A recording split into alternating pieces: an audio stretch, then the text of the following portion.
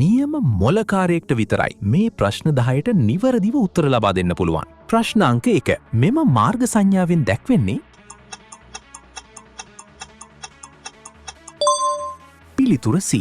ඉරට්ටේ දිනවල වාහන නැවතීම තහනම්. ප්‍රශ්න අංක 2. මෙම මාර්ග සංඥාවෙන් දැක්වෙන්නේ පිළිතුර B. දකුණු පැත්තට වැලමිට වංගුව ඉදිරියෙනි. ප්‍රශ්න අංක 3. මෙම මාර්ග සංඥාවෙන් දැක්වෙන්නේ පිළිතුර A. ප්‍රමුඛතා මාර්ගය.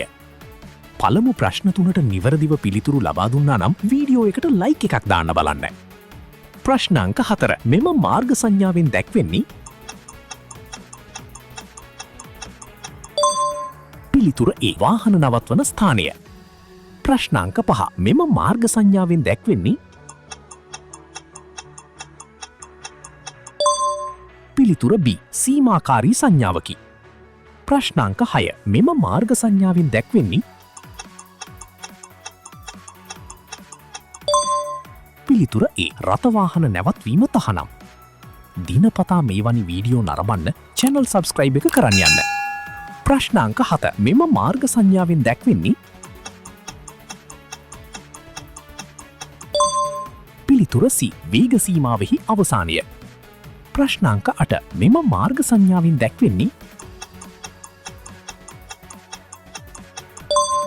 පිළිතුර B. සියලුම රථවාහන සඳහා මාර්ගය වසා ඇත. ප්‍රශ්න අංක 9. මෙම මාර්ග සංඥාවෙන් දැක්වෙන්නේ පිළිතුර A. අනිවාර්ය වටරවුම. ප්‍රශ්න අංක 10. මෙම මාර්ග සංඥාවෙන් දැක්වෙන්නේ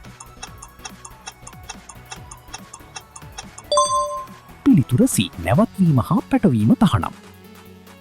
ප්‍රශ්න 10න් ප්‍රශ්න කීයකට නිවැරදිව පිළිතුරු ලබා දුන්නාද කියලා පහලින් කමෙන්ට් එකක් දාන්න බලන්න.